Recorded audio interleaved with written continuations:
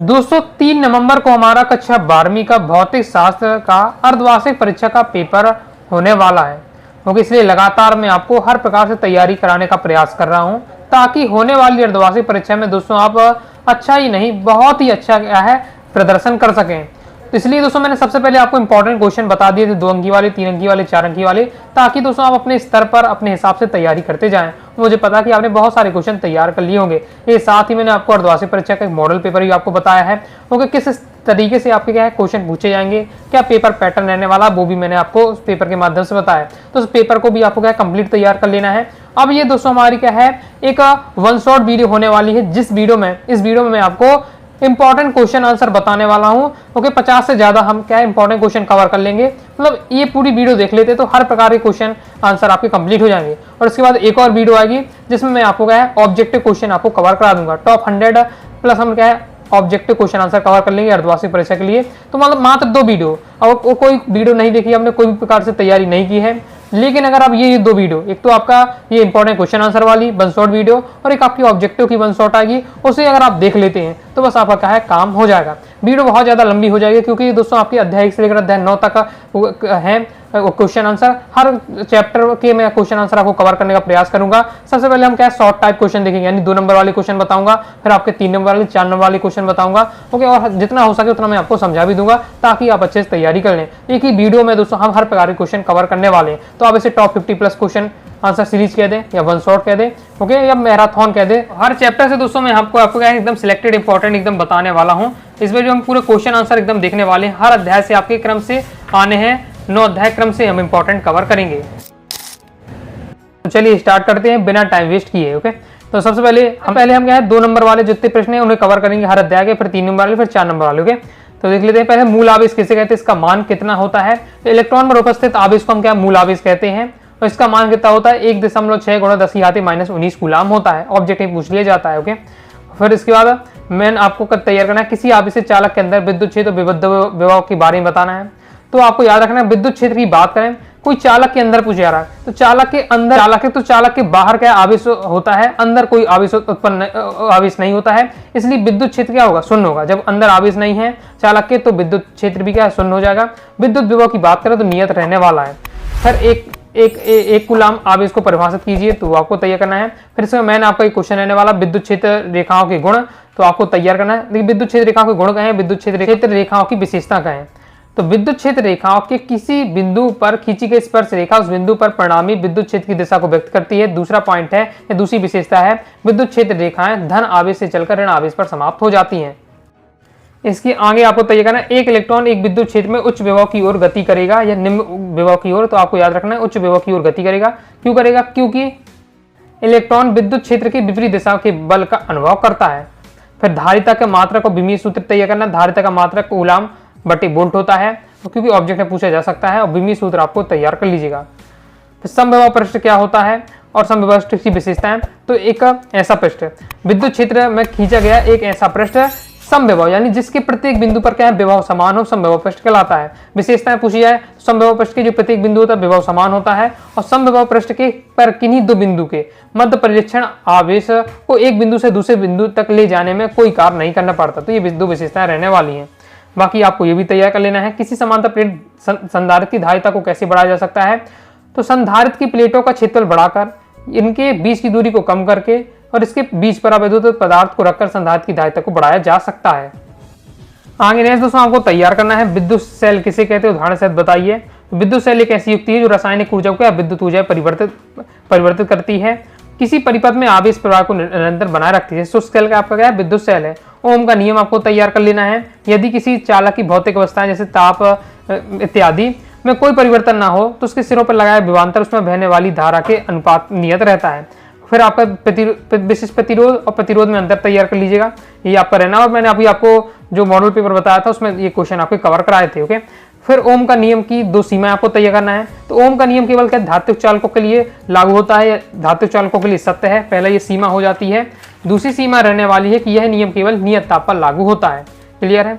तो बोल्टा का नियम आपसे पूछा जा रहा है, तो किरचॉफ का आपका बोल्टा का नियम रहता है। तो बस आपके किरचॉफ के जो 2 नियम है जो अब वो आपको मैं बताने वाला हूँ 3 नंबर में, तो उन्हें आप पढ़ लेते तो आपका यहाँ से ये भी आपका कंप्लीट हो जाएगा। आगे देख लेते हैं सदिश रूप में वायु सेवर्ट का नियम, वायु सेवर्ट का नियम इंपॉर्टेंट रहता है। वायु सेवर्ट का नियम आपको अच्छे से तैयार करना है, ये आपका मेन नियम रहने वाला है। शॉर्ट में कहा जाए, सदिश रूप में कहा जाए कि सदिश रूप में वायु सेवर्ट का नियम लिखो, तो फिर इस तरीके से आपको लिखना पड़ेगा। और सदिश रूप में पूछा भी जा चुका है बोर्ड एग्जाम में। एम्पियर का परिपति नियम बहुत ज्यादा महत्वपूर्ण है, ये आपसे एक वाक्य नहीं पूछा जा सकता है कि चुंबकीय क्षेत्र वेक्टर बी का एक बंद वक्र सी के अनुदेश रेखीय समाकलन वक्र द्वारा परिबद्ध कुल धारा I का म्यू नॉट गुना होता है, एम्पियर का परिपति नियम। और थ्योरी वैसे काम नहीं चलेगा, ये भी दोस्तों आपको क्या तैयार करना पड़ेगा। लॉरेंज बल किसे कहते हैं? चुंबकीय क्षेत्र में गतिशील आवेशित कण पर लगने वाला बल हमारा क्या कहलाता है? लॉरेंज बल कहलाता है। 1 एम्पियर बिल्कुल क्रम से एकदम इंपॉर्टेंट दिए हैं। 1 एम्पियर को परिभाषित करना है तो 1 एम्पियर पर विद्युत धारा है जो 1 मीटर लंबाई तथा 1 मीटर त्रिज्या के चाप के केंद्र पर 10⁻⁷ टेस्ला का चुंबकीय क्षेत्र उत्पन्न करता है। आगे, चुंबकीय क्षेत्र रेखाओं के प्रारंभिक तथा अंतिम सिरे नहीं होते हैं। क्यों नहीं होते हैं? तो आपको बताना, जो चुंबकीय क्षेत्र रेखाएं होती हैं बंद वक्र के रूप में होती हैं, इसलिए इनके प्रारंभिक और अंतिम सिरे नहीं होते। बंद वक्र नहीं, एक गोलक है तो कोई गोला है तो गोले की आप नहीं बता सकते कि इसका प्रारंभिक बिंदु कौन है और अंतिम बिंदु कहाँ है। इसी प्रकार से तो बंद वक्र के रूप में होती है तो हम ये बता नहीं पाते कि प्रारंभिक सिरा कौन है और अंतिम सिरा कहाँ है। ओके, इसलिए हम कहते हैं कि इसके प्रारंभिक और अंतिम सिरे नहीं होते हैं। क्लियर है? इसके साथ ही नेक्स्ट आपको तैयार करना है चुंबकत्व के लिए गॉस के नियम का कथन और गणितीय रूप। तो चुंबकत्व एवं गॉस के नियम, चुंबकत्व के लिए विशेष रूप से पूछा जाता है, तब आपको बताना किसी भी बंद पृष्ठ से गुजरने वाला कुल चुंबकीय फ्लक्स है सदैव शून्य होता है और इस प्रकार से रहने वाला। बोर्ड एग्जाम में क्वेश्चन आपका ये आ चुका है। चुंबकीय क्षेत्र रेखा क्या है और उसके गुण आपसे पूछे जा सकते हैं। चुंबकीय क्षेत्र रेखाएं आपको तैयार करनी है, काल्पनिक बंद वक्र हैं जिनके किसी भी बिंदु पर खींची गई स्पर्श रेखा उस बिंदु पर परिणामी चुंबकीय क्षेत्र की दिशा को प्रदर्शित करती है। और इसको क्या है, गुण भी आपको तैयार कर लेना है। कंप्लीट हो जाते हैं, आगे देख लेते हैं।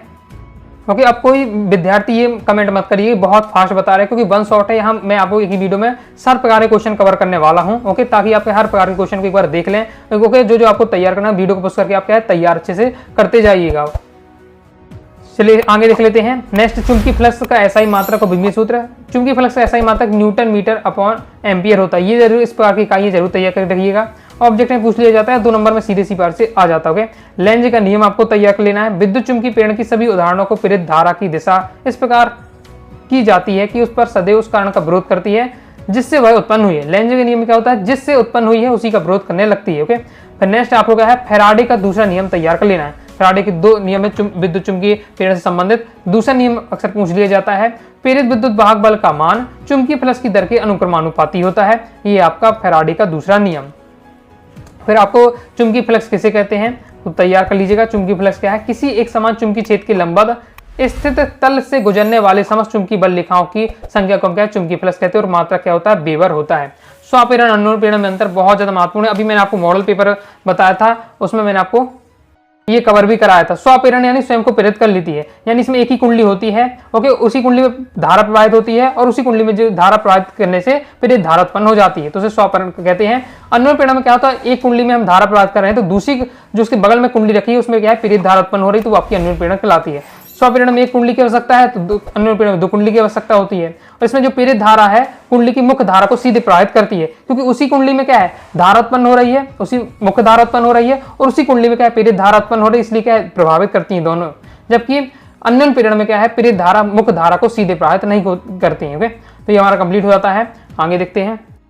प्रत्यावर्ती धारा द्वारा विद्युत अपघटन क्यों नहीं किया जा सकता? तो आपको बताना है प्रत्यावर्ती धारा की दिशा तेजी से बदलते रहने के कारण विलयन में धन और ऋण आयनों का प्रवाह एक ही दिशा में नहीं हो पाता है, इसलिए क्या हो पाता है आपका विद्युत अपघटन नहीं होता है। ओके, ऊंचाई अपचाई ट्रांसफार्मर में अंतर आपको तैयार कर लेना है, तो ये आपका क्रम से दिया हुआ है, पढ़ लीजिएगा। ओके, 2 पॉइंट तो आपको पढ़ के रखना ही है, ऊंचाई और अपचाई ट्रांसफार्मर में अंतर। आगे एक्स किरणें किसे कहते हैं, इसके 2 उपयोग लिखिए। तो वे किरणें जिनकी उत्पत्ति क्या तीव्रगामी इलेक्ट्रॉनों के भारी पदार्थों से टकराने के फलस्वरूप होती है, एक्स किरणें होती हैं। एक्स किरणें कहलाती हैं कि ये किरणें क्या आदर्श होती हैं और इनकी तरंगदैर्घ्य परास भी याद रखिएगा, पूछ लिया जाता है। उपयोग किसमें किया जाता है? तो शल्य चिकित्सा में उपयोग किया जाता है और इसका उपयोग परमाणु की भीतरी संरचना को ज्ञात करने में किया जाता है। नेक्स्ट, गामा किरणों के स्रोत बताइए, उसका उपयोग लिखिए। तो गामा किरणों का स्रोत क्या है? गामा किरणें परमाणुओं के नाभिकों के विघटन से उत्सर्जित होती हैं। उपयोग क्या है? कैंसर व ट्यूमर के निदान में होता है और नाभिक की संरचना के अध्ययन में किया जाता है। विस्थापन धारा किसे कहते हैं? इसका व्यंजक लिखिए, इंपॉर्टेंट है। ओके, बोर्ड एग्जाम में आ चुका है। तो समय के साथ परिवर्तित विद्युत क्षेत्र के कारण उत्पन्न विद्युत धारा को विस्थापन धारा कहते हैं, आईडी से व्यक्त करते हैं और आपको तैयार करना है। ओके, तो ये हमारा हो जाता है कंप्लीट। आगे आपको ये भी एक बार पढ़ लीजिएगा। क्या कारण है कि कोहरे में संकेत के लिए अवरक्त विकिरणों का प्रयोग किया जाता है? तो अवरक्त विकिरण तरंगदैर्घ्य बड़ी होने के कारण इनका विकिरण बहुत कम होता है, इसलिए इनका प्रयोग क्या है, कोहरे के रूप में किया जाता है। ऑब्जेक्ट में पूछ लिया जाता है किन किरणों या विकिरणों का प्रयोग कोहरे के संकेत के रूप में किया जाता है, तो अवरक्त विकिरणों का प्रयोग किया जाता है। आगे नेक्स्ट, संयुग्मी फोकस किसे कहते हैं? तो लेंस की मुख्य अक्ष पर स्थित वे दो बिंदु जिनमें से एक पर वस्तु रखने पर दूसरे पर प्रतिबिंब बनता है व दूसरे पर रखने पर पहले पर प्रतिबिंब बनता है, संयुग्मी फोकस कहलाता है। क्या कहलाता है? संयुग्मी फोकस। आप बिल्कुल आसान है। लेंस की मुख्य अक्ष पर स्थित वे दो बिंदु, मुख्य अक्ष पर स्थित वही मुख्य अक्ष है, उस पर दो बिंदु, ऐसे दो बिंदु जिनमें अगर एक में हम वस्तु रख रहे हैं तो दूसरे में प्रतिबिंब बन रहा है, और दूसरे में वस्तु रख रहे हैं तो पहले वाले पॉइंट पर क्या है, प्रतिबिंब बन रहा है, तो वो हमारा क्या है, संयुग्मी फोकस कहलाएगा। क्लियर है? फिर नेक्स्ट आपको पूछा जा रहा है किसी माध्यम का अपवर्तनांक कौन से कारकों पर निर्भर करता है? तो अपवर्तनांक प्रकाशिक घनत्व, प्रकाश की तरंगदैर्घ्य और घनत्व पर क्या है, उसके निर्भर करता है। अपवर्ती और परावर्ती दूरदर्शी में अंतर आपको तय कर लीजिएगा। अपवर्ती दूरदर्शी होता है, इसमें केवल लेंसों का प्रयोग होता है। परावर्ती दूरदर्शी में लेंस और दर्पण दोनों का प्रयोग होता है, और इसमें वर्ण विफलन का दोष होता है अपवर्ती दूरदर्शी में। परावर्ती दूरदर्शी में वर्ण विफलन का दोष नहीं होता है। ओके, यह इससे मुक्त होती है। ये आपका हो जाता है कंप्लीट। लेंस की आवर्धन से क्या अभिप्राय है, उसका सूत्र भी आपको तय करना है। आवर्धन बराबर होता है प्रतिबिंब का आकार बटे वस्तु का आकार। इसके बाद दोस्तों आपको क्या है, आवेश का क्वांटीकरण तैयार करके रखिएगा। पहले ही बता चुका हूं, प्रत्येक आवेशित पदार्थ में आवेश की मात्रा एक इलेक्ट्रॉन पर आवेश की मात्रा के पूर्ण गुणज होता है, इसे आवेश का क्वांटीकरण कहते हैं। मैंने आपको ये लाइन याद करके रखना है। इस प्रकार से दोस्तों मैंने आपको हर प्रकार के 2 अंकी वाले महत्वपूर्ण प्रश्न कवर करा दिए हैं। अब दोस्तों हम देखने वाले हैं 3 अंकी वाले महत्वपूर्ण प्रश्न। 3 अंकी महत्वपूर्ण प्रश्न में देख लेते हैं। किसी चालक की धारिता से क्या तात्पर्य है? चालक की धारिता को प्राप्त करने वाले कारक बताइए। अब दोस्तों ये क्वेश्चन अभी आपको मॉडल पेपर बता रहा था, उसमें मैंने आपको कवर कराया तो धारिता के बारे में दिया हुआ है। किसी चालक की विद्युत धारिता आवेश की उस मात्रा के बराबर होता है जो उस चालक के विभव में एकांक परिवर्तन में होता है, यानी धारिता बराबर होता है आवेश बटे विभव के, तो मात्रक होता है फैराड। इसके कारक कौन से? धारिता को प्राप्त करने वाले चालक का आकार, चालक के पास अगर अन्य चालक की उपस्थिति है तो वही प्राप्त करता है, और चालक के आसपास का माध्यम। तो ये दिए हुए धारिता को प्राप्त करने वाले कारक। आगे नेक्स्ट दोस्तों आपको क्या है, समांतर प्लेट संधारित्र का आपको क्या है, व्यंजक तैयार करके रखना है। ओके, अभी मैं आपको पेपर जो बता रहा था उसमें मैंने आपको ये कवर भी किया था संधारित्र के बारे में। संधारित्र ऐसी युक्ति होती है जिसमें चालक का आकार आयतन बढ़ाए बिना हम उसकी धारिता को क्या बढ़ाए जा सकते हैं। समांतर प्लेट संधारित्र के बारे में आपको तैयार करना है, जिसमें 2 प्लेटें हमें दी हुई। अब इस थ्योरी में क्या बताया, वही बताया जो हमने डायग्राम बनाई है। डायग्राम रहने वाला समांतर प्लेट संधारित्र का 2 प्लेटें हैं और ए और बी हो गए, जिसमें हमने ए में आवेश दिया हुआ है तो उसमें इस साइड प्लस आ रहा तो साइड आपको क्या ऋण आ जाएगा, क्योंकि ऋण आवेश जब इस साइड धन आवेश है तो ये क्या इसके ऋण आवेश को आकर्षित करेगा, धन आवेश क्या है प्रतिविकृत हो जाएगा। ओके, बाकी इस प्रकार से आपको तैयार करना है, और जिस प्रकार से आपको लिखना चाहिए पेपर में या अपने नोट्स में उसी प्रकार से दिया हुआ है। इसके आगे आपका ये दिया हुआ है, ये हमारा क्या है कंप्लीट हो जाता है। संधारित्र का दोस्तों क्या है, श्रेणी क्रम संयोजन भी पूछ लिया जाता है। संधारित्र का श्रेणी क्रम संयोजन क्योंकि व्यंजक को लिखिए तो किस प्रकार से आपको करना है। ये संधारित्र हमने लिए हैं C1 C2 C3 और इन्हें क्या है श्रेणी क्रम में जोड़ दिया गया है। फिर इसके बाद किस प्रकार से होने वाला, सिंपल रहते, एक बार 2 बार प्रैक्टिस करेंगे आपका ये आपस बन जाएगा। ओके, और डिटेल से दोस्तों आप समझना चाहते हैं तो 12th फिजिक्स की एक प्लेलिस्ट होगी। ओके, उसमें आप देखिएगा तो उसमें ऑल चैप्टर के इंपॉर्टेंट क्वेश्चन मैंने क्या है समझाए हैं बहुत डिटेल से, तो उन सभी वीडियो को देख लीजिएगा। ओके, या फिर अगर आप बैच के स्टूडेंट हैं तो वहाँ भी पूरा आपका PDF मटेरियल दिया हुआ है और वीडियो भी है, तो वहाँ से आप समझ सकते हैं। ओके, तो कंप्लीट हो जाता है। इसके साथ ही संधारित्रों का समांतर क्रम संयोजन भी आपको तैयार कर लीजिएगा, और अगर आपने श्रेणी क्रम आपसे बन जा रहा है तो संधारित्रों का समांतर क्रम भी आपसे हो जाएगा। ओके, ये आपका दिया हुआ है और इसके आगे आपका ये रहने वाला है। इसके बाद दोस्तों आपको गॉस की प्रमेय तैयार कर लेना है और उसको सिद्ध करने भी सीख लीजिएगा। ओके, किसी बंद पृष्ठ से गुजरने वाला संपूर्ण विद्युत फ्लक्स उस बंद पृष्ठ के अंदर निर्वात में उपस्थित कुल आवेश का 1/ε0 गुना होता है। तो ये आपका गॉस का प्रमेय। ओके, अब इसको क्या है सिद्ध करना भी आपको सीख लीजिएगा। 3 नंबर में भी आ सकता है या 4 नंबर में आपसे पूछ लिया जाता है। तो ये आपका दिया हुआ गॉस का प्रमेय क्रम से यहाँ दिया हुआ है, सॉल्यूशन के साथ दिया है। इसके आगे आपका ये दिया हुआ है। ओके, और ये हमारी क्या है गॉस की प्रमेय निकल आती है। नेक्स्ट 3 नंबर में आपका ये इंपॉर्टेंट रहने वाला है, अनुगामी वेग और धारा घनत्व में संबंध स्थापित कीजिए। इस प्रकार से क्वेश्चन आपका रहता है। बाकी मैं आपको सॉल्यूशन अपनी लैंग्वेज में बताता हूँ। तो क्वेश्चन ये आपसे पूछा जा सकता है धारा और अनुगमन वेग में संबंध लिखिए, अब या फिर ऐसा भी आ सकता है धारा घनत्व और अनुगमन वेग में संबंध बताइए। तो सॉल्यूशन तो आपका एक ही रहने वाला है। तो ये आपका डायग्राम है और डायग्राम में जो जो आपने बनाया है वो आपको पहले 2-3 लाइन बता देना है कि पी की हमने एक चालक माना है, इसकी लंबाई एल है, अनुप्रस्थ का क्षेत्रफल ए है, तो चालक का आयतन क्या होता है, आयतन बराबर हो जाएगा ए एल। ओके, क्षेत्रफल गुणे आपका लंबाई होता है। फिर इस प्रकार से आपका ये पूरा सॉल्यूशन किया गया है। अगर हमने मान लिया कि प्रति इकाई आयतन में इलेक्ट्रॉनों की संख्या n है, तो मुक्त इलेक्ट्रॉनों की संख्या कितनी हो जाएगी, ए एल एन। ओके, तो इस प्रकार से तो अब जो इलेक्ट्रॉन पर आवेश ई है, तो चालक पर कुल आवेश कितना हो जाएगा, क्यू इक्वल टू हो जाएगा आपका ये। ओके, हम जानते हैं चाल बराबर दूरी बटे समय, तो समय बराबर हो जाएगा दूरी बटे चाल अपॉन वेग। ओके, तो ये हमने लिख दिया टी इक्वल टू क्या हो जाएगा, दूरी हमारी एल हो जाएगी, लंबाई वही होगी। ओके, और चाल बटे वेग क्या होता है हमारा, अनुगमन वेग हो तो वी डी हो जाएगा। तो हमारा इस प्रकार से आ जाएगा। चालक में बहने वाली धारा आई क्यू अपॉन टी होता है, आपका विद्युत धारा बराबर क्या होता है, क्यू अपॉन टी। ओके, आवेश बटे समय होता है, हमने वैल्यू रख देते हैं तो ये हमारा निकल कर आ जाता है। तो ये दोस्तों हमारा आ जाता है धारा और अनुवेग में संबंध। तो अगर क्वेश्चन आता है आपके पेपर में धारा और अनुवेग में संबंध, तो बस आपको यहाँ तक करके चले आना है। ओके, और अब आता है कि अगर धारा घनत्व और अनुवेग वेग में संबंध, तो आगे भी करना है, क्योंकि धारा घनत्व पूछे जा रहा है, तो धारा घनत्व जे बराबर होता है आई अपॉन ए। बस यहाँ वैल्यू पुट कर दें जो आपने आई की वैल्यू निकाली है। तो अब ये जो संबंध निकला ये हमारा धारा घनत्व और अनुवेग वेग में संबंध। ओके, तो धारा घनत्व और अनुवेग वेग में संबंध पूछे जाए तो यहाँ तक आपको करना है। इसके बाद नेक्स्ट है विद्युत वाहक बल और विभवांतर में अंतर। तो अभी मॉडल पेपर में आपको कवर कराया था, उसमें मैंने आपको कवर किया था, तो वो वीडियो देखिए, तो वहाँ से जो क्वेश्चन आपने कवर ही कर लिया होगा। ओके, फिर नेक्स्ट देखिए सेल के विद्युत वाहक बल, टर्मिनल विभवांतर और आंतरिक प्रतिरोध में संबंध, यही मॉडल पेपर में कवर किया था, बहुत ज़्यादा इंपॉर्टेंट, देखिए लगातार बोर्ड एग्जाम में आया है। ये क्वेश्चन भी हमने क्या है जो पेपर अभी देखा था अर्धवार्षिक परीक्षा के लिए मैंने आपको तैयार कराया था, उसमें कवर किया था। ओके, और इस बार इसका सॉल्यूशन रहने वाला है, तब मैंने आपको बता भी दिया था, तैयार कर लीजिएगा। और इसके आगे आपका ये रहने वाला है। इसके अलावा आपका किरचॉफ का नियम और आपके व्हीटस्टोन सेतु का सिद्धांत, ये दोनों भी मैंने आपको क्या है मॉडल पेपर जब आपको बताया था तो उसमें कवर किया है, तो वहाँ से आप देख लीजिएगा। ओके, अगर वो तैयार किया है तो वीडियो वो देखिए, तो वहाँ से भी आपको तैयार कर लेना है। क्वेश्चन आता है किरचॉफ के नियम को समझाइए, तो आपको फिर दोनों नियम को समझाना पड़ेगा। किरचॉफ का प्रथम नियम, ये किरचॉफ का आपका द्वितीय नियम। इसके साथ ही व्हीटस्टोन सेतु का सिद्धांत पूछा जाता है, तो इसे भी आपको तैयार करके रखना है। ओके, मॉडल पेपर के बताते समय मैंने आपको ये कवर कराया था, तो इसलिए मैं आपको इसे थोड़ा फास्ट कर दिया। ओके, आगे देख लेते हैं।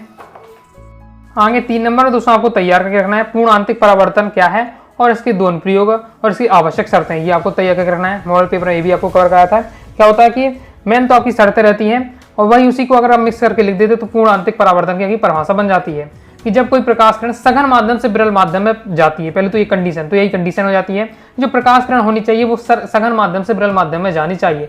इसके साथ ही आपतन कोण का मान क्रांतिक कोण से क्या अधिक होना चाहिए। ओके, तो ये हमारा रहता है पूर्ण आंतरिक परावर्तन की शर्तें। ओके, और यही आपकी यह परिभाषा यहाँ बन जाती है।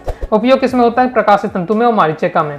ओके, इसके साथ ही आपको नेक्स्ट तैयार करके रखना है संयुक्त सूक्ष्मदर्शी और खगोलीय दूरदर्शी में आपको अंतर, तो एक बार से भी आपको पढ़ के रखना है, इंपॉर्टेंट आपका रहने वाला है। तो हमारा कंप्लीट हो जाता है। इस प्रकार से मैंने आपको क्या है जो 3 अंक वाले क्वेश्चन थे वो लगभग आपको सिलेक्टेड कवर करा दिए हैं। ओके, अब यहाँ देखिए न्यूमेरिकल तो आपको किसी प्रकार से आपका आ सकता है, तो वो तो मैं आपको भी कवर करा नहीं रहा हूँ, केवल क्वेश्चन आंसर थ्योरी वाले देख रहे होंगे। अब दोस्तों हम देख लेते हैं 4 अंक वाले जो लॉन्ग टाइम में आपको क्वेश्चन तैयार करने हैं, अब उनकी हम बात कर लेते हैं। सबसे पहले आपको लॉन्ग में तैयार करना है विद्युत द्विध्रुव क्या है। किसी बिंदु विद्युत द्विध्रुव के कारण अच्छी स्थिति पर विद्युत क्षेत्र की तीव्रता का व्यंजक, किसी बिंदु पर विद्युत क्षेत्र की तीव्रता का व्यंजक, अभी आपका अच्छी स्थिति में भी आ जाता है और अच्छी स्थिति में भी आ जाता है, दोनों आपको तैयार करके रखना है। और अब मैं आपको जब मॉडल पेपर बताया था तब मैंने आपको कंप्लीट करा दिया था। ओके, तो मॉडल पेपर वाली अगर आपने वीडियो देखी तो उसमें मैंने आपको कवर करा दिया, तो वहां से आप देख लीजिएगा, मैंने क्वेश्चन आपको बता दिया है। ओके, देखिए आपको क्या है अच्छी स्थिति और निरक्षी स्थिति पर तैयार करके रखिएगा। अच्छी स्थिति का आपका डायग्राम ये रहने वाला है, सॉल्यूशन ऐसा था आपका। एक बार फिर भी मैं आपको क्या है सॉल्यूशन बता दे रहा हूं ताकि आपको क्या है समझ में आ जाए। और अगर आपने नोट्स नहीं बनाए तो उसकी सहायता से अब अभी तो आपका ठीक ही हो जाता है, अर्धवार्षिक परीक्षा हो जाती है, फिर भी अगर आपने तैयार नहीं कर पाए हैं तो आपको बोर्ड एग्जाम के लिए तैयार करके रखना ही है और आपको क्या नोट्स भी बना लेना है।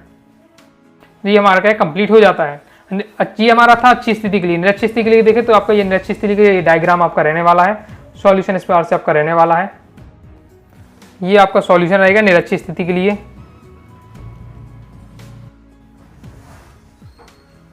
ये हमारा क्या है कंप्लीट हो जाता है। बाकी दोस्तों आप प्रॉपर पीडीएफ मटेरियल प्राप्त करना चाहते हैं, okay, all chapter important question answer, all chapter objective question answer, previous year paper, model paper, PDF material साथ रिकॉर्डेड वीडियो के साथ, तो आप प्ले स्टोर से अनुराग आचार्य क्लासेस का आपको क्या है साइंस ब्रह्मास्त्र बैच ज्वाइन कर लीजिए, जिसमें आपको है physics, chemistry, biology, Hindi, English सभी विषय का आपको मटेरियल मिल जाएगा, प्रॉपर आपकी तैयारी हो जाएगी। नेक्स्ट दोस्तों देख लेते 4 नंबर में स्वापेरकत्व किसे कहते हैं। एक परिनालिका के स्वापेरकत्व के लिए व्यंजक व्युत्पन्न कीजिए और इसके मान को कौन कौन से कारक प्रभावित करते हैं और कैसे। एमपी बोर्ड एग्जाम 23 में क्वेश्चन आ चुका है, इंपॉर्टेंट रहने वाला है। स्वापेरकत्व क्या कहलाते हैं, पहले तो आपको ये दिया हुआ परिभाषा और एक लंबी परिनालिका के स्वापेरकत्व के व्यंजक आपको व्युत्पन्न करना है, सीख लीजिएगा।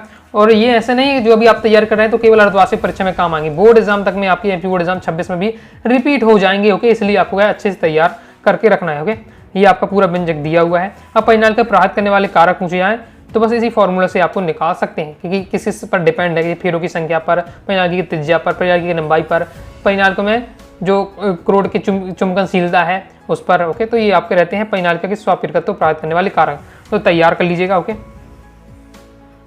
नेक्स्ट आपको तैयार करना है एक समान चुंबकीय क्षेत्र में गतिमान किसी चालक क्षण के सिरों पर प्रेरित विद्युत वाहक बल के लिए व्यंजक ज्ञात कीजिए। ओके, तो ये एमपी बोर्ड एग्जाम 19 में आ चुका, 24 में आ चुका है, तो ये आपका देख लीजिए, तैयार कर लीजिएगा। गतिमान किसी भी चुंबकीय क्षेत्र में गतिमान जो क्षण होता है उसमें प्रेरित विद्युत वाहक बल के लिए व्यंजक निकालना है। तो ये आपका दिया, ये आपका डायग्राम है। और सॉल्यूशन में थोड़ा बहुत ज़्यादा थ्योरी टाइप का, ओके, मतलब लिखना देखिए कितना है, ये सॉल्यूशन आपका ये कंप्लीट हो जाता है, बस इतना ही सा है। लेकिन उस बात को आपको, इन दो बातों को लिखने के लिए आपको क्या है, उनको पूरा समझाना पड़ेगा। तो पूरा ये थ्योरी वाला एक पार्ट से रहने वाला है आपको। ओके, इसका जो व्यंजन आपको व्युत्पन्न करना है वो तो 2-3 लाइन में हो जाता है, बाकी थ्योरी पार्ट थोड़ा ज़्यादा है, इसे आप क्या सॉर्ट आउट कर सकते हैं थोड़ा समझ कर। ओके, तो ये हमारा कंप्लीट हो जाता है। इसके बाद दोस्तों 4 नंबर के लिए एलसीआर परिपथ आपको तैयार करके रखना है। क्वेश्चन इसी प्रकार से आएगा, एलसीआर परिपथ ज्ञात करना है, जिसमें आपको परिणामी वोल्टेज, परिपथ की प्रतिबाधा और कलांतर, ये सब आपको ज्ञात करना पड़ता है, फेजर आरेख बनाना पड़ता है। तो मैंने आपको मॉडल पेपर बताया था, उसमें आपको इनका सॉल्यूशन प्रॉपर दिखाया था। ओके, तो एलसीआर परिपथ के लिए पूरा आपका दिया हुआ है। ओके, पहले तो आपका ये बनाया गया है, डायग्राम कहा जाता है। पहले क्वेश्चन में आपको पॉइंट वाइज पॉइंट बातें बतानी पड़ती है। पहले परिपथ का चित्र बनाइए, तो ये आपका परिपथ का चित्र रहने वाला है। फिर आपको परिणामी वोल्टेज निकालने के लिए कहा जाता है, तो ये परिणामी वोल्टता निकाला जा रहा है। ये आपका क्या है, परिणामी वोल्टता निकाला गया है। और इसके आगे देख लेते हैं, आगे फिर नेक्स्ट आपका परिपथ की प्रतिबाधा कहा जाता है, और फिर आपको कलांतर निकालने के लिए कहा जाता है, तो ये आपका रहने वाला है। तो ये हमारा कंप्लीट हो जाता है। नेक्स्ट हमारा एसी जनरेटर, जो अभी आपका एमपी बोर्ड एग्जाम 25 में आया था। ओके, उस समय मैंने बताया कि 2020 में आया, 22 में आया है और 24 में आना चाहिए, लेकिन 24 में नहीं आया, तो 25 में आ ही जाएगा। मैं उस समय के विद्यार्थियों को कह ही रहा था, और 2025 में आया भी था। ओके, तो ये एसी जनरेटर भी आप पढ़ के रखिएगा। अब वैसे बोर्ड एग्जाम में तो आपका कमी चांस है, जब 2025 में आ गया तो 26 की बोर्ड एग्जाम में तो आना कमी चांस है। फिर भी अगर आप पढ़ना चाहते हैं तो आपको एक बार जरूर देख लीजिए सिद्धांत। ओके, ज़्यादा सिंपल है, ज़्यादा डिफिकल्ट नहीं है। आपका सिद्धांत डायग्राम रहने वाला, उसकी संरचना ये आपका रहने वाला है। ओके, तैयार आपको करके रखना है।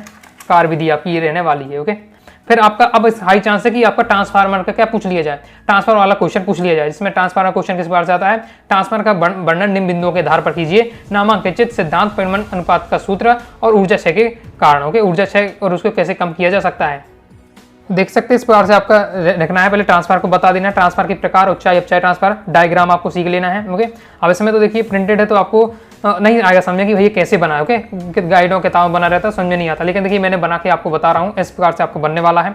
और सिंपल एक ही जैसा रहता है, बस क्या करना है, अपचाई ट्रांसफार्मर में जो प्राथमिक कुंडली होती है उसमें फेरों की संख्या अधिक होती है तो ज्यादा लाइन खींच देना है, द्वितीय कुंडली में फेरों की संख्या कम होती है, कम लाइन खींच दीजिएगा। उच्चाई ट्रांसफार्मर में प्राथमिक कुंडली में फेरों की संख्या कम होती है तो कम लाइन है, और द्वितीय कुंडली में फेरों की संख्या ज्यादा दिखानी है तो ज्यादा लाइन खींच दी। बस इतना आपका रहता है। ओके, एक बार प्रैक्टिस जरूर कर लीजिएगा, संरचना हो जाती है। फिर इसके बाद आपको क्या है, कार विधि। कार विधि वैसे आपकी पूछी नहीं जाती है, समझने की दृष्टि से दिया हुआ सिद्धांत आपका पूछा जाता है, तो सिद्धांत आपको क्या है यहाँ तैयार करना है। और ये आपका दिया हुआ सिद्धांत हो गए, और यहां तक आपका कंप्लीट हो जाता है सिद्धांत। ट्रांसफार्मर से न्यूमेरिकल किस प्रकार से बनते हैं तो ये आप देख सकते हैं, ये आपका रहता है ट्रांसफार्मर के न्यूमेरिकल। अभी हमने ये सिद्धांत में देखा, उसी का फॉर्मूला का यूज करके यहाँ निकाला गया है। 2022 में आया था, 2023 में इस प्रकार से क्वेश्चन बना था। ओके, तो ये आपको पढ़ के रखना है। लाइक और शेयर ठोक दीजिए, महाकाल का लाइक और शेयर ठोक लीजिए। पूरा साल मेहनत करता हूँ आपके लिए बेटा, ऐसा नहीं चलेगा, ऐसा नहीं चलेगा। अब अध्याय 9 से हमारे क्या है, 5-6 क्वेश्चन है। अध्याय 9 है हमारा किरण प्रकाश की एवं प्रकाशिक यंत्र, और यहाँ से दोस्तों आपका 100% आपका 4 नंबर क्वेश्चन बनता है, क्योंकि यहाँ लॉन्ग ही टाइप का क्वेश्चन दिया है। बाकी और 2-3 अध्याय में जो लॉन्ग टाइप के तो मैंने आपको बता दिया, अध्याय 7 में थे आपके, तो से लॉन्ग टाइप कवर करा दिए हैं। ओके, अध्याय में आपका जो पहला है उससे भी आपके इंपॉर्टेंट रहते हैं, लॉन्ग वाले तो बता दिए हैं। अब इससे आपका आना ही आना है। अब यहाँ हम बात करें लॉन्ग टाइप के, यहाँ के 6-7 क्वेश्चन है, 5-6 क्वेश्चन आपके रहते हैं, उनसे अगर वो आपको तैयार है तो उनमें से कोई ना कोई आपका आ जाता है और यहाँ से आप फिक्स कर लेंगे। अर्धवार्षिक परीक्षा में के साथ साथ मैं आपकी जो बोर्ड एग्जाम होती है उसकी भी बात कर रहा हूँ। तो पहले जैसे आपके क्रम से क्वेश्चन में बताते जाता हूँ। उत्तर लेंस के लिए जो सिद्ध फॉर्मूला होता है इसको सिद्ध करने के लिए कहा जाता है। मॉडल पेपर अभी मैंने आपको कराया था, उसमें मैंने कवर कर दिया था, तो उसमें मैंने सॉल्यूशन आपको कवर करा दिया था, तो वहां से आप देख लीजिएगा मॉडल पेपर की अगर आपने वीडियो देखी होगी। इसके बाद नेक्स्ट है आपको तैयार करना है लेंस निर्माता सूत्र। इस प्रकार से आता है लेंस निर्माता सूत्र को स्थापित कीजिए, या फिर इस प्रकार से लिख कर आ सकता है लेंस के प्रकाश के अपवर्तनांक का नामांकित बनाते हुए लेंस अपवर्तन सूत्र स्थापित कीजिए। ओके, तो भी फिर आपको कंफ्यूज नहीं होना है, ये भी आपको तैयार करके रखना है। इसे अपवर्तन का सूत्र कहें या लेंस निर्माता सूत्र कहें, एक ही बात रहने वाली है। ये भी अभी मैंने आपको कवर करा दी जब मॉडल पेपर में आपको कवर करा रहा था। ओके, तो वहां से आप वीडियो देख लीजिएगा। इसके बाद नेक्स्ट संपर्क में रखे 2 पतले लेंसों के लिए संयोजन के, आपको ये भी मैंने आपको मॉडल पेपर कवर कराते समय मैंने अब अर्धवार्षिक परीक्षा का मॉडल पेपर कवर कराया, उसमें भी आपको ये बता दिया। और इंपॉर्टेंट तो 20 में है, 22 में है, 24 में, तो फिर 26 में हो सकता है, इसलिए आपको अच्छे से तैयार करना है। अब आपकी मेन बोर्ड एग्जाम के लिए इंपॉर्टेंट रहने वाला है। तो ये सॉल्यूशन में इसलिए नहीं बता रहा हूँ क्योंकि आपका मॉडल पेपर बताया, फिर भी आप यहाँ देख सकते हैं ये सॉल्यूशन आपका रहने वाला है। ये आपका सॉल्यूशन है। बाकी देखिए देखने से कुछ नहीं हो, इसको आपको प्रॉपर अच्छे से समझना पड़ेगा और ये आपका रहने वाला है। और ये प्रिज्म वाला बात करें, प्रिज्म के अपवर्तनांक वाला, ये मैंने बताया था 2023 में क्वेश्चन है, 2025 में आने के हाई चांस है। 2025 में ये क्वेश्चन आपका बोर्ड एग्जाम में आया था। ओके, तो अब 26 की बोर्ड एग्जाम में तो आने की कम ही चांस है। ओके, बाकी अभी अर्धवार्षिक परीक्षा में आपका आ सकता है। उसको अर्धवार्षिक परीक्षा में तो कुछ नहीं कहा जा सकता है, लेकिन बोर्ड एग्जाम में तो आपका आएगा नहीं। ओके, तो मैंने आपको जैसे बोर्ड एग्जाम में तैयार करना चाहिए तो संपर्क में रखे बदले लेंसों के लिए ऐसे क्वेश्चन आपको पढ़ना है जो भी कहे रिपीट नहीं हुए हैं आपके। ओके, तो बाकी इसका सॉल्यूशन किस प्रकार से रहता है मैं आपको बता दे रहा हूँ। बाकी ये क्वेश्चन आपका प्रिज्म वाला क्या है 2025 की बोर्ड एग्जाम में आ चुका है। ओके, अब इसके बाद नेक्स्ट आपको क्या करना है, सरल सूक्ष्मदर्शी वाला और संयुक्त सूक्ष्मदर्शी वाला क्वेश्चन तैयार करना है, जिसमें क्वेश्चन इस प्रकार से आपसे पूछा जाता है और हाई चांसेस की आपके आ जाए 2026 की बोर्ड एग्जाम में भी, तो पढ़ के रखना है। ओके, कि प्रतिबिंब क्वेश्चन आता है कि सरल सूक्ष्मदर्शी का वर्णन निम्नलिखित बिंदु के आधार पर कीजिए। प्रतिबिंब का आपको चित्र बनाना पड़ता है, डायग्राम तो ये दिया हुआ है। फिर आवर्धन क्षमता निकालनी है और प्रतिबिंब स्पर्श दृष्टि की न्यूनतम दूरी पर हो, प्रतिबिंब अनंत पर हो, तो ये आपका दिया। अब ये मैंने भी आपको कवर करा दी, संयुक्त सरल सूक्ष्मदर्शी का आपको बता दिया है, संयुक्त सूक्ष्मदर्शी का भी आपको क्या है आपको कवर करा दिया है। ओके, मॉडल पेपर जब बताया था मैंने आपको यहाँ कवर कराया है, तो दोनों आपको तैयार करके रखना है। ये आपका दिया हुआ है संयुक्त सूक्ष्मदर्शी के लिए। ओके, और इसके आगे आपका ये दिया हुआ है,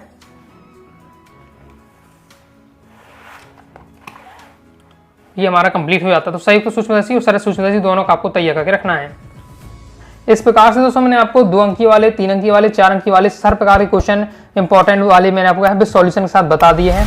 ओके, लॉन्ग वाले क्वेश्चन को आपको लिख कर प्रैक्टिस करिएगा, तभी आप क्या तैयार कर पाएंगे। तो जितना पहले आपको क्वेश्चन हो सके आपको क्या तैयार करने का प्रयास करना है।